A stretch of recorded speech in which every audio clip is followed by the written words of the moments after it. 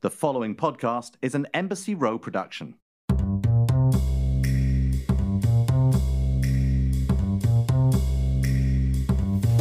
Hey everybody, I'm Marc Lamont Hill, owner of Uncle Bobby's Coffee and Books. I am a professor, a scholar, and most importantly, a book nerd.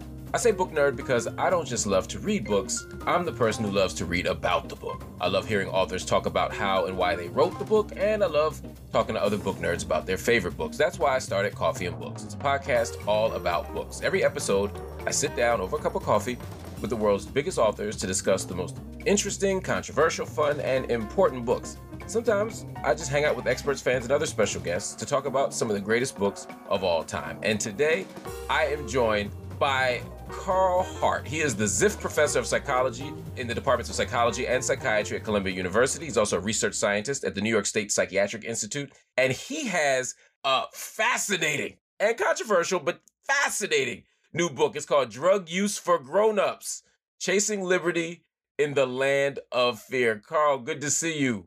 Good to see you, Brother Mark, man. Long time no see. It's good to see you. You too, man. Now, the first thing I ask guests usually is what kind of coffee they're drinking. I, of course, am sitting here with a cup of plain black coffee to keep myself awake, to keep myself alert. I even get a little buzz from my black coffee.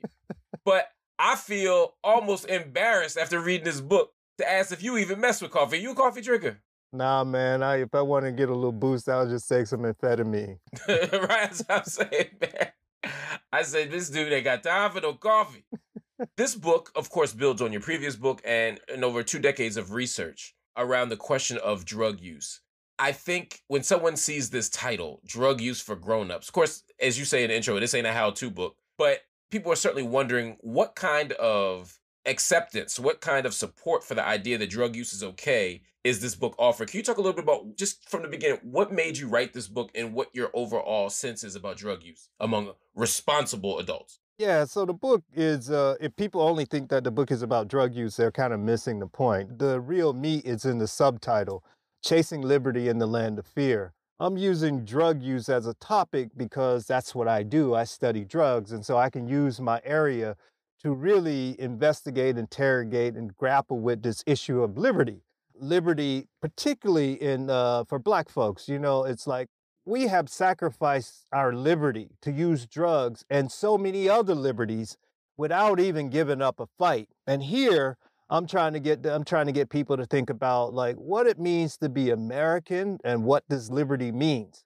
Essentially, what the Declaration of Independence guarantees us is that we have the right to life, liberty, and the pursuit of happiness, meaning that we can live our life as we see fit. And that's what I'm trying to get people to understand. It's like, if you want to use drugs in your pursuit of happiness or as an expression of your liberty, so be it. As long as you don't mess with anybody else or prevent anybody else from doing the same or pursuing liberty in their chosen way. The topic of drug use becomes controversial because people have been so misinformed and miseducated about drugs. And this book seeks to help to diminish or decrease the miseducation as it relates to drugs.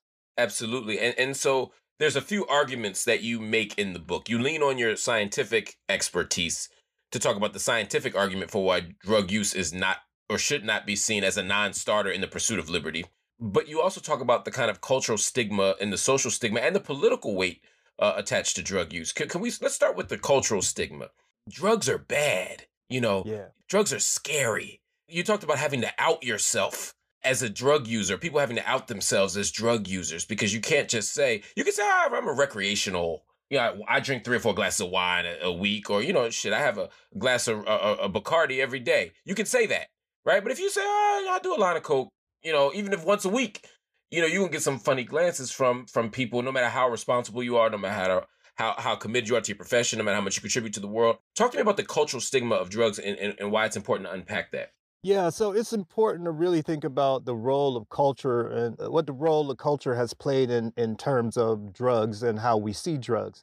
If we think about drugs like cocaine, the drugs that you talked about, cocaine or heroin, many people think that these drugs are banned because of some pharmacological reason, because of them being uniquely dangerous. It's not true. These drugs are banned because of cultural factors, and that major cultural factor is racism. If we go back to the late 1800s, early 1900s, we can think about cocaine. Cocaine was in Coca-Cola. At the time, though, Coca-Cola was only accessible to white folks because it was only in the fountain drinks, and black people were forbid from going to get fountain Coca-Cola. But then in the late 1800s, early 1900s, Coca-Cola was bottled.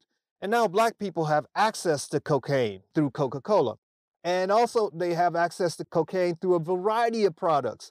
And then white folks who didn't like this started to marry cocaine's effects with black people's drug use or black people's cocaine use and bad behavior. So they would say things like, black men who take cocaine rape white women. Black men who take cocaine engage in these heinous crimes. If you want to stop black men with bullets, you can't do it if they're on cocaine. You have to have these high-powered weapons in order to stop black men on cocaine. Eventually, cocaine became banned. A similar thing happened with the opioids. A similar thing happened with marijuana. The opioids, of course, we married bad behavior with the Chinese. With marijuana, we married bad behavior with that drug with black people and Mexican people. So we have to understand that drugs have been used, or these sort of effects of drugs have been married to black and brown people as a way to restrict access to these drugs, not because of the drug's pharmacological effects. Talk to me about some of those effects. And, I'm not a scientist, so break this down for me. You break down the brain, you talk about MRI, you get into extraordinary depth about this. But at the core, the average reader of this book, the average person who talks or thinks about drugs, is beginning from a place of saying that the worst drugs, and by worst drugs, we mean these Schedule 1 drugs, marijuana notwithstanding, and Bernie notwithstanding, are the worst drugs. These Schedule 1 drugs are the ones that are going to do the most harm to you. They're the ones that are going to have the greatest chance for addiction. They're the ones that are going to do the most long-term damage to your body, maybe some reproductive effects, certainly memory, certainly performance. Tell me why that's not true. I guess we should probably start with a drug. Let's just take something like heroin. And that way people understand. If we think about heroin, we have this notion that heroin immediately causes all of its users to become addicted, and they become slaves to the drug, if you will. That's just simply not true. Heroin is essentially morphine. The Bear Aspirin Company in 1874 just put two acid groups attached to the morphine chemical structure, and then you have heroin. That's what heroin is. The two acid groups attached to the morphine doesn't produce any pharmacological effects. So when people take heroin, they're really just getting the effects of morphine. And we use morphine in medicine. Other places use even heroin in medicine because it's an opioid. If you've ever taken something like Percocet, oxycodone, you've taken heroin. It's the same drug, essentially. If you've ever taken morphine, you've taken heroin. But in our country, we have these narratives built up around heroin to suggest that it produces these inevitable, awful effects. It's just simply not true. Same is true with cocaine. If we think about cocaine, many of us have snorted cocaine, and we know that cocaine is a nice, euphoric producing drug. The effects don't last that long. That's probably the biggest problem, that the effects don't last as long. But there are other stimulants, like amphetamines. Their effects last longer. Amphetamines produce a similar effects as cocaine, except the effects last longer.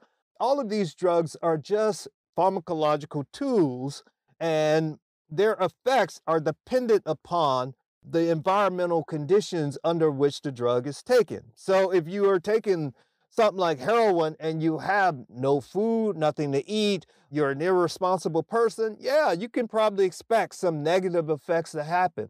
But if you're somebody who is responsible and you have resources, probably won't have any deleterious effects, but you're certain to have some positive effects. Like what? Something like heroin, relaxation, anxiety reducing effects.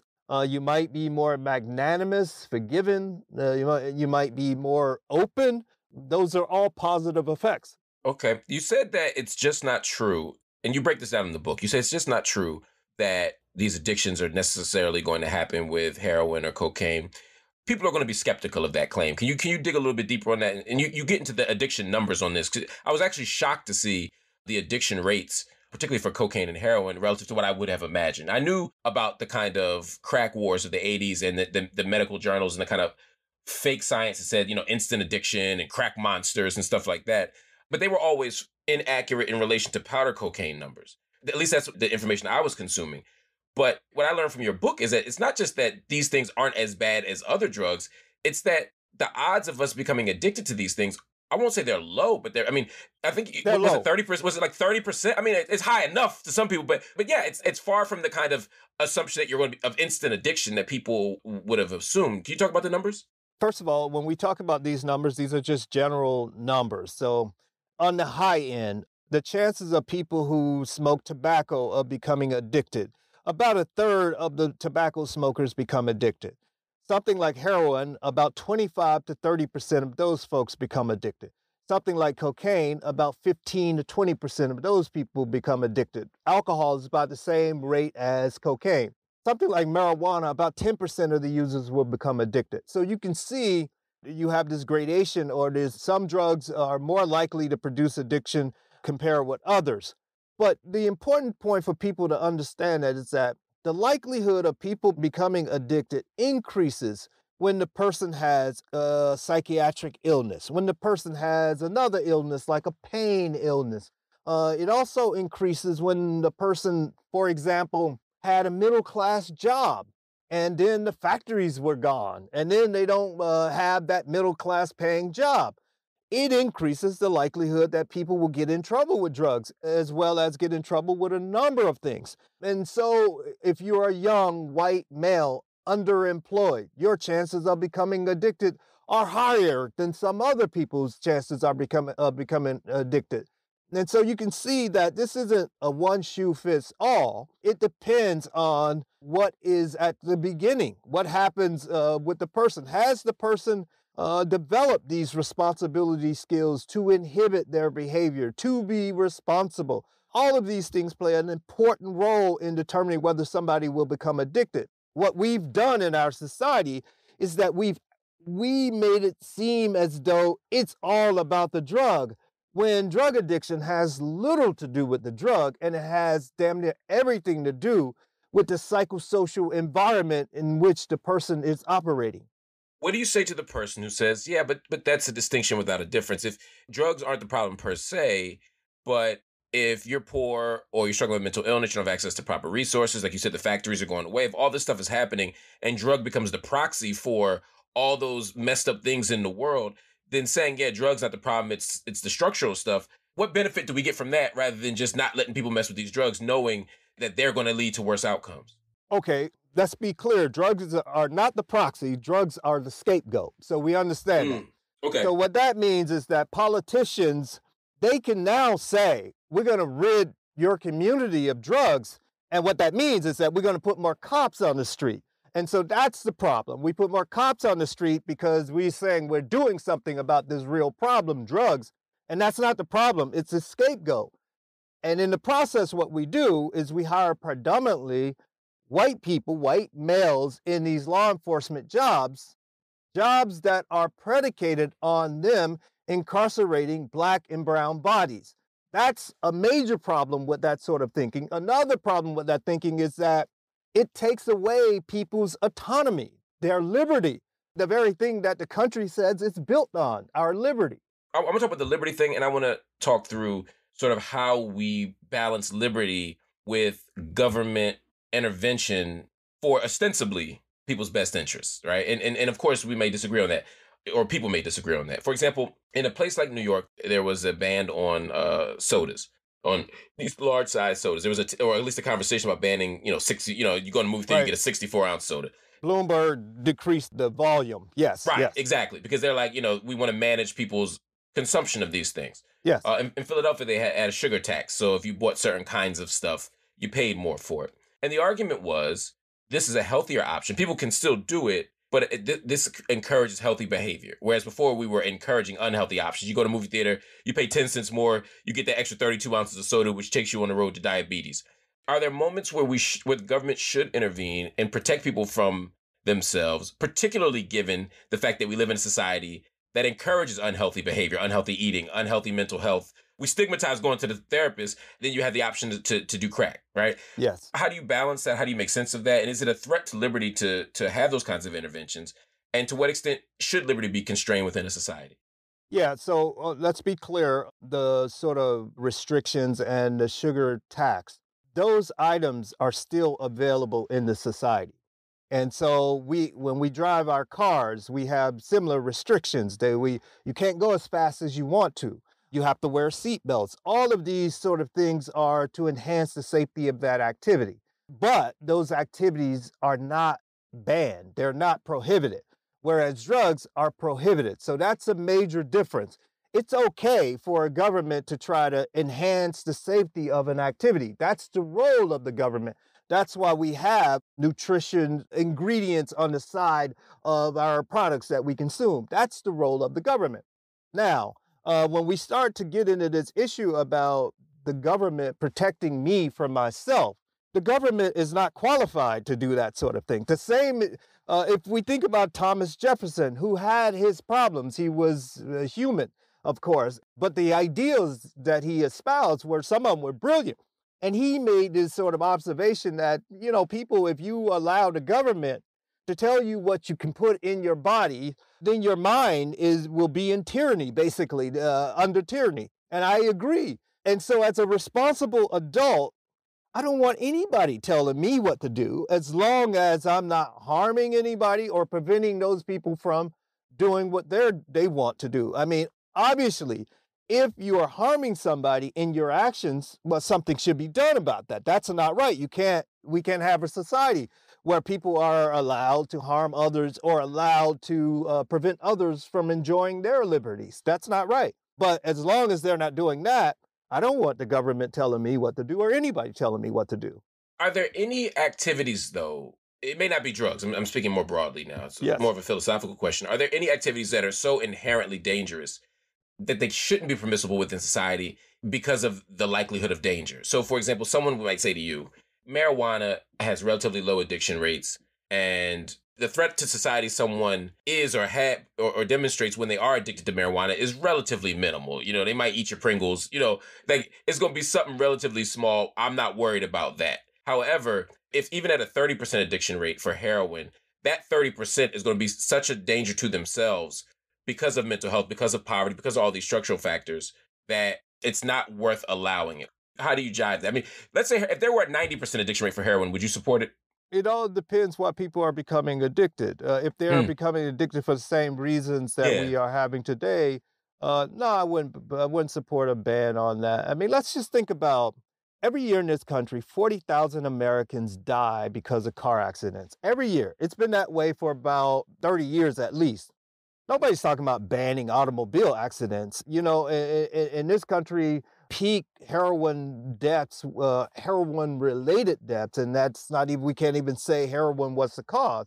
Peak heroin-related deaths was 15,000. And I think that number will go down dramatically if we legalize it, because the problems related to heroin have more to do with the adulterants that are put in heroin by illicit dealers. And that's more of the problems. And so, look, as a human participating in activities that potentially brings you joy or that you seek to bring you joy, there is always danger, and we will never eliminate all dangers. Anybody who think that we will, they're crazy. They may as well stop listening to this conversation. I fly in airplanes, you fly in airplanes. There is inherent danger because if it crashes, we're most likely dead. Nobody's talking about banning airplanes, and there have been crashes. And so there are these activities that we engage in. What we try to do is enhance the safety associated with the activities, but not ban the activity.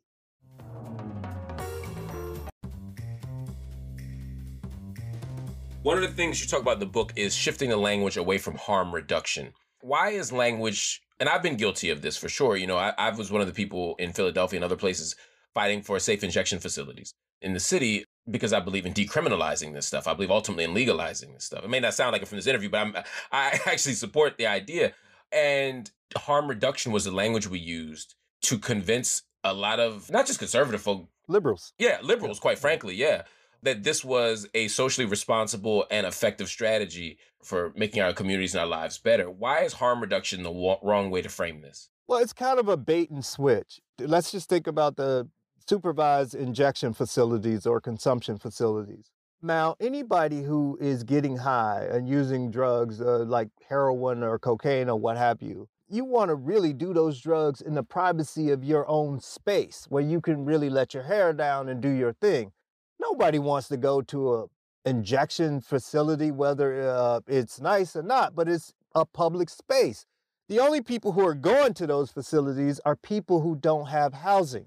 And so what you have in effect is that you're pretending that you're doing something about a problem. And the problem is housing, not drugs. But we pretend that the problem is drugs. But the problem is housing. The problem has always been housing, employment, all of these things. And so liberals really love focusing on those things called harm reduction, when in fact, they don't focus on what the real problems are. There's also an underlying presumption with supervised or safe injection facilities that you're trying to stop, right? And so it's like, we want you in these places so that you can get clean needles, so you can oversee, but it's also so there's treatment counselors, people who can help you not do this anymore if you have to do it. And it's treated purely as a medical problem, and it's something that it's a function of people's addiction rather than potentially a site of pleasure. This idea of drugs as a legitimate site of pleasure is what I found maybe the most provocative and interesting piece of your book. Yeah, that's the thing. I wrote this book when I was chair of the department, which I did from 16 to 19. I hated that role. And so I was trying to find pleasure and happiness and trying to express pleasure and happiness. But every time I talk about this book or make arguments, I'm always being brought down back into this sort of, what about this negative? What about this? It's like, I'm a drug user and have been for many years. And I don't use drugs to reduce harm. I use drugs to enhance pleasure. To enhance pleasure, enhance the activity. It's a positive thing. That's the predominant effects are positive. But I'm always required to talk about these. What about this negative effect? What about this negative effect? As opposed to showing people how to do this activity in a way that enhances the pleasure and minimizes potential harms. Well, I think because some people are closeted about their drug use, we don't see people like you. We don't see people who use drugs and have joy and pleasure. The people I know who use heroin are the people asking me for money, or the people who stole my shit. The people Well, know me, I use heroin. You know me. Right. And I'm saying, and that's what I'm saying, that's what makes your book so important, is that now I have access to you. But the average person, before you even outed yourself, I mean, think about when you're about to get a medical procedure, you're about to get a colonoscopy, and even at that moment you pause before you answer the question about. And so because most people, after they pause, don't make the decision you made, they keep it to themselves. Most people we know who admit to be drug users are doing so in the context of framing it as a problem or as an addiction or as a burden or as the site of shame. And so yes. I think that's why when you talk about it, the first instinct and the first response people are always going to have is, wait, you can do this and it be all right? Because we really don't know that. And I think that that's an important intervention.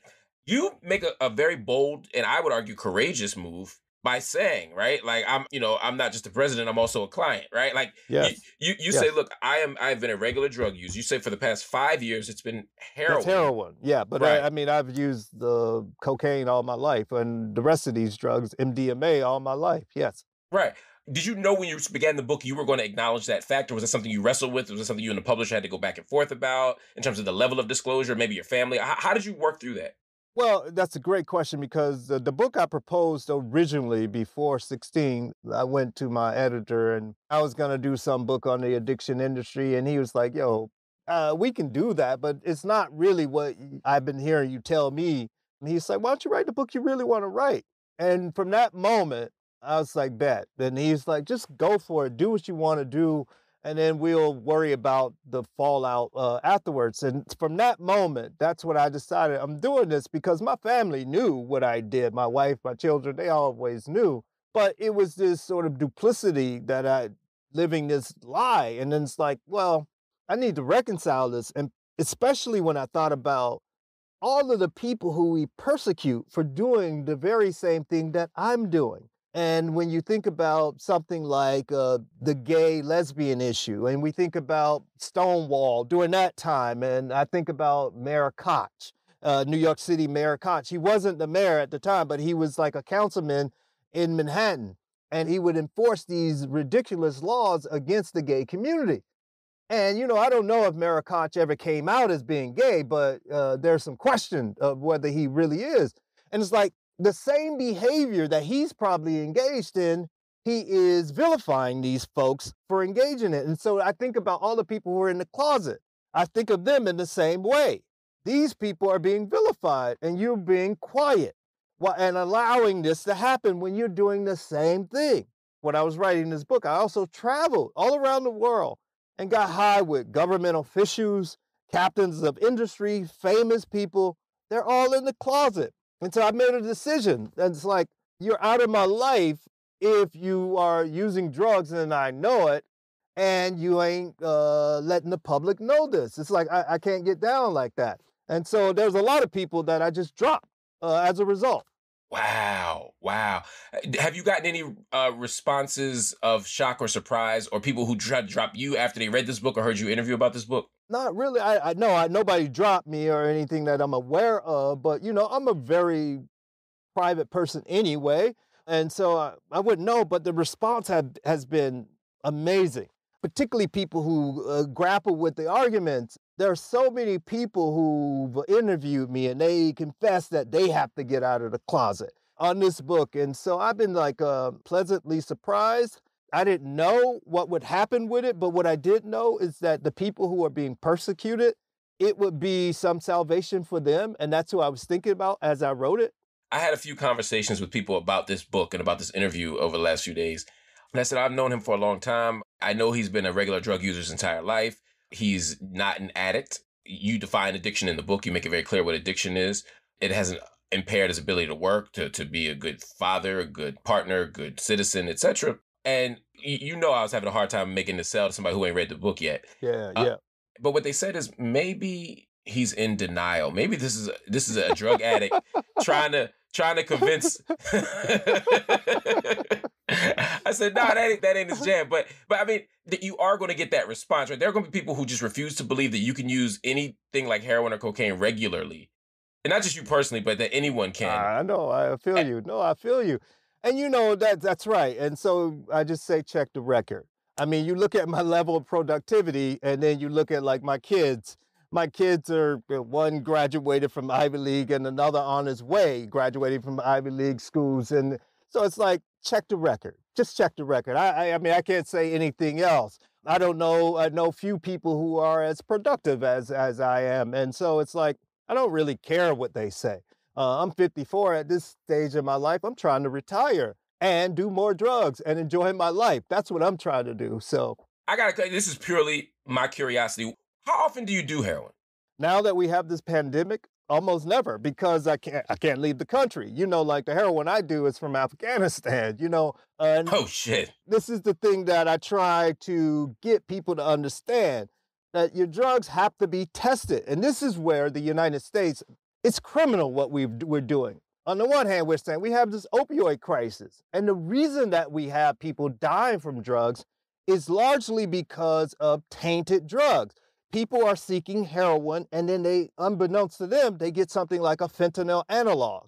We can solve that problem by simply having these things where in neighborhoods where people can go and test their drugs, small samples of their drugs, and get a chemical printout of what's contained in their substance, and they can get some education about each compound in their substance and at what dose. We have that technology. We have not made it available to the public. The Spanish have done this. The Dutch have done this. The Swiss, the Colombians, people around the world have done this sort of thing. But the United States, we haven't done it. It's criminal. Wow. That's helpful. So in the age of the pandemic, you actually haven't been able to do this kind of stuff, which is interesting. Under ideal circumstances, how often would you do it? Oh, under ideal circumstances, I would, if I had good Afghanistan heroin, I would do heroin, like people do alcohol. You come to the crib After a long day at work, I would have a couple of lines and chill. And that helps me to like recalibrate, to be more forgiving and to think about what negative impact my behavior has had on other people, particularly subordinates, and try and think about how to correct that sort of thing. Heroin, that's what heroin does for me. But there are other drugs like MDMA. It's a great drug to like enhance empathy, to have connection with your loved one. I think about the receptions that we have to attend as faculty members. The only drugs that's available is alcohol. It's like a speedball, something like an opioid and a stimulant like cocaine or amphetamine. That'd be excellent for those situations where you can be forgiving on the one hand and you can also be like upbeat and energetic on the other hand. A lot better than alcohol for me. That would be a lot better. But in the book, I try to explain some of these effects, and I try to get people to think about drugs outside of the adolescent sort of way that we talk about drugs in this country. It's maddening for somebody who has grown up to be treated like a fucking infant. And that's what they do in this country. How do we manage the process of outing ourselves as drug users if we are? How do we manage the process of advancing the conversation on drug use in a world where the reality is it's still illegal? So, I mean, you talked about the dilemma of saying, okay, well, I can tell my doctor I use these drugs, but they could also call child services and take my kid. I could tell my job that, yeah, I came to the faculty meeting speedballing it, but they could then use that later on as an excuse to fire me if I have another kind of conflict. I mean, I'm just thinking about the possibilities there. How do we navigate that in a real world where even as we shift our cultural practices, the law is different? We're still wrestling with that with weed sometimes, but with these other things where the stigma's still heavy, how do we do that? Like I said, life is not without risk. Many of us have as our heroes people like Rosa Parks, MLK, all of these people we think of as heroes. And we value those people and we revere those people because they took great risks, personal risks, in order to advance or in order to highlight an injustice. And so if people are looking for an easy way out here, I don't have one. That's not what this is about. This is about you standing up and doing what's right. And so on the one hand, we have allowed liberals to say the war on drugs is bad. I read the new Jim Crow. They can say this sort of thing, but they don't have to interrogate further, like the assumptions on which the war on drugs are built. The assumptions on which the war on drugs are built is that drugs are evil and drugs are causing all of these problems. Those are the assumptions.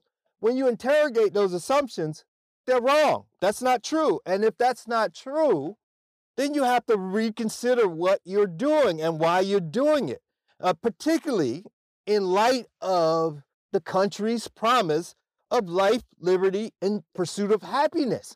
And so when you think about all of this stuff together, you really got some work to do. You can't simply say, I'm against the war on drugs. I read the new Jim Crow. No, that's some superficial first grade, first level stuff. You have to take it further. You identify as a scientist. In this book, you also are looking at social theory or social science, at least literature. You're reading Jefferson, you're talking about Benjamin Franklin. I mean, you're taking us through a variety of discourses. What does it mean for you as a scientist to be writing to the broader public and engaging these other disciplines? Science is nothing but a methodology. One of the things we've done in this country, and we've given priority to biological sciences over social sciences, but they all are science, and science is simply a way of investigating a problem. That's all that is. And so we act as if like social science is not equally valued, when in fact, a lot of social science is a lot more rigorous than the biological science.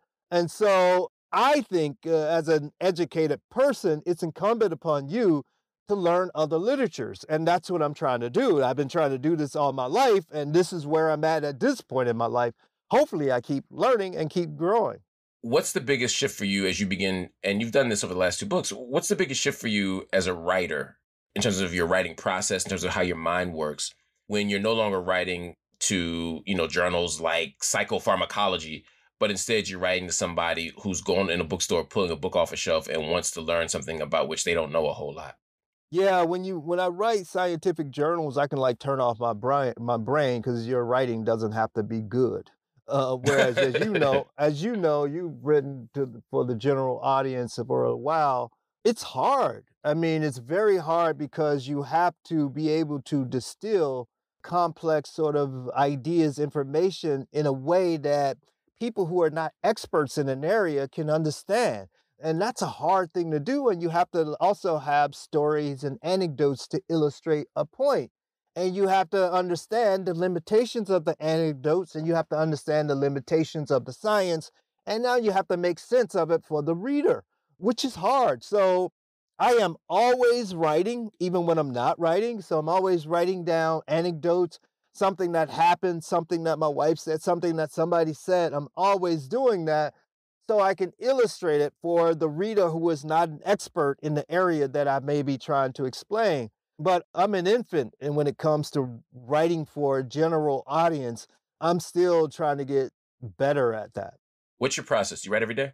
I don't physically write something every day, but I'm always writing, like journaling at night next to the bed. There is something there because I have ideas, and so I have to use it, the ideas. And so I'm always putting down notes, journals, some funny stuff that happened. I love comedy. I'm always getting ideas from comedians, and I'm always trying to figure out how, like comedians think about, like how you have a punchline and now, how do you build a story around it? So I do that a lot too in my writing. So Mm. I write down a note and then figure out how to build a story around it. How often do you get to the keyboard? Is there a ritual? Is there a schedule? Or is it just when you feel like you've gotten enough anecdotes and Oh, notes there? Oh, when I'm writing something, like now, I'm working on another book, and so I'm constantly at the keyboard. But when I'm at the keyboard, it's like I can't write less than like 8 hours straight, and then I can do it sometime for 16 hours because the ideas I'm just fighting with them, and when if I let it go, it's harder to get back in that mode. And so, like when people think about, well, he's in denial about his drug use. It's like they have no idea what it takes to produce a book. They just have no idea. Whoever says that. Do drugs enhance your ability to write? I mean, I know they can. Of course, of course. What's your drug of choice as a writer? Adderall? I don't know if I explained this in this book, but Adderall is not the drug to use. The drug Adderall is a drug that combines three amphetamines, but the main amphetamine that people are seeking is D-amphetamine. And Adderall has other amphetamines that just produce sort of peripheral effects like increased heart rate, blood pressure. You don't want that if you can avoid that. So you just want the stuff in the brain, and that's the D-amphetamine. That's my drug of choice for writing. But sometimes I may have to take an opioid too to like chill if I'm too anxious about some deadline or something. But usually it's amphetamine. I think back to the writers that I respected in history: James Baldwin, Lorraine Hansberry, all of those people. Maya Angelou. Maya Angelou said of her process, she used to like take something like several quarts of alcohol and go to a hotel and just write. But her drug of choice seemed to have been alcohol. It's like, if I was around, I could have helped us. Like, that's okay, but the amphetamine would have been we would have probably got more stuff out of her. But it doesn't really matter. The stuff that we got out of her was so brilliant. It's a good thing. So I don't mean to make any criticism of her in any way because I can learn from her. But amphetamines, that's a drug of choice for writing for me. Before we go, help me think about three books that help shift your worldview. When I see drug use for grown-ups, I see a book that will radically change the way someone understands the world. A book that will shift someone's thinking dramatically on an issue. Things we just took for granted aren't there anymore. What are three books that did that for you? The Fire Next Time, that was a book that was important because it was about Black people. And I came up in an age when they didn't have us read books about Black people, in Miami at that time. That was an important one. Herman Hesse's Siddhartha, I got that when I was first starting on my journey to learn how to think. And The Jungle by Upton Sinclair, Ooh. when his sort of a focus on the worker. So those are three books that were important. Wow. Wow. Those are all three great, great books, powerful books that really reflect this idea of shifting one's worldview. And all those books can be ordered at Uncle Bobby's, y'all. And of course, you can order Drug Use for Grown-Ups, Chasing Liberty in the Land of Fear by Dr. Carl L. Hart. Carl, good to see you, brother. Thank you so much. You too, man. Where can people find you online? drcarlhart.com. That's drcarlhart.com. And you can follow me at Twitter, Dr. Carl Hart. You can find me there. Okay, cool, man. Make sure y'all follow him. Make sure you check out this book. I promise you, it will change the way you understand some stuff. We'll see you next week. Stay with us. Peace. Thank you for listening to Coffee and Books. Make sure to follow us on Instagram with the handle Coffee and Books Show. That's Coffee, A-N-D, Books Show. Also, you can buy all the books that I've been discussing here at bookshop.org/shop/Uncle Bobby's, or you can go straight to UncleBobby's.com. That's Uncle, BOBBIES.com.